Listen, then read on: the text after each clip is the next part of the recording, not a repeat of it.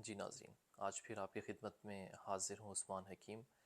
آج ہم ایک موضوع لے کر آئے ہیں جو بہت عام ہے، اس معاشرے میں اس کی شرح بڑھتی جا رہی ہے، وہ ہے طلاق۔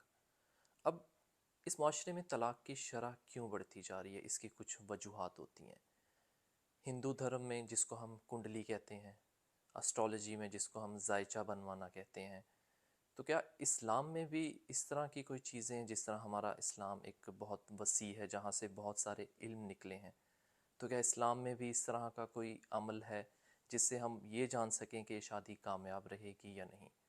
تو اس کے بارے میں ہمارے ساتھ موجود ہیں وسیم عباس، ان سے جانتے ہیں کہ وہ اس بارے میں اپنی کیا رائے پیش کرتے ہیں۔ جی وسیم عباس۔ بسم اللہ الرحمن الرحیم، اللہم صلی علی محمد و آل محمد۔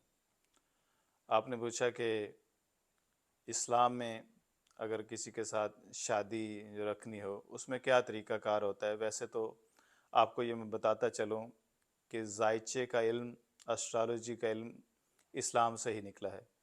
آپ جتنے بھی پرانے مورخین لکھیں گے دیکھیں گے تو وہ علم نجوم کے وہ اسلام سے ہی ان کا تعلق ہوگا۔ بلکہ میں یہ سمجھتا ہوں کہ ہندو اسٹرالوجی بہت زیادہ مشہور کین راؤ کے بعد ہی ہوئی ہے، ٹھیک ہے۔ اب اس وقت پوری دنیا میں بے شک یہ میں مانتا ہوں کہ کین راؤ کے بعد پوری دنیا میں انڈیا کی اسٹرالوجی جو ہے وہ مشہور ہو چکی ہے، لیکن اس سے پہلے اسٹرالوجی کے اسلام سے جانتے تھے۔ اب میں آپ کو علم جعفر سے بتاتا ہوں کہ کس طرح کسی بھی شخص کے میچنگ کی جاتی ہے، یہ دیکھا جاتا ہے کہ ان کی آپس میں زندگی کیسے گزرے گی۔ حروف جو ہیں یہ 4 اقسام کے ہیں: آتش، باد، آب اور خاک۔ جب بھی آتش کا رشتہ ازواج کسی آبی شخص کے نام سے، جس کا نام آبی حروف سے بنتا ہو، اس سے بنا دیا جاتا ہے تو ان کی ساری زندگی ایک دوسرے کے ساتھ لڑائی ہی رہتی ہے۔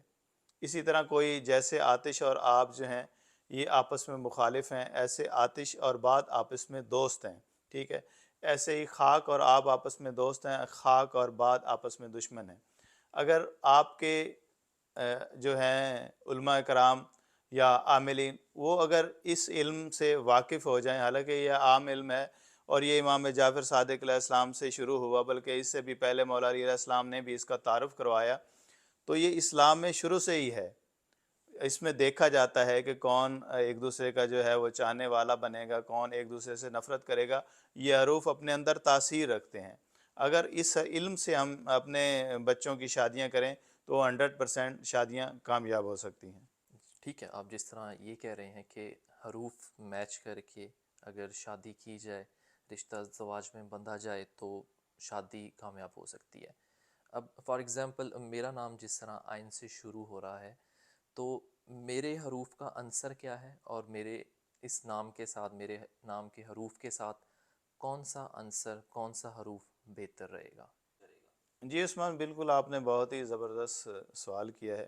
دیکھیں، اگر آپ شریک حیات کوئی بھی چنیں گے تو زندگی تو گزر ہی جائے گی۔ آپ نے دیکھا ہوگا اکثر میاں بیوی لڑتے رہتے ہیں، وجہ یہی ہوتی ہے۔ اب جیسے آپ کا ایک خاکی حروف ہے، عین ایک خاکی حروف ہے اور یہ دوسرے درجے کا حروف ہے، ٹھیک ہے، اور پھر یہ نورانی بھی ہے۔ اگر آپ کامیاب زندگی چاہتے ہیں، ٹھیک ہے، تو پھر کیا ہے کہ آپ کو آبی حروف کا جو ہے شریک حیات چننا ہوگا۔ اس میں ایک تو دونوں کاف آتے ہیں اور سین آتا ہے، ٹھیک ہے، یہ آبی حروف ہیں، اور ان ناموں سے اگر کوئی بھی آپ کا شریک حیات بنے گا تو یقیناً آپ کی زندگی بہت زیادہ کامیاب گزرے گی۔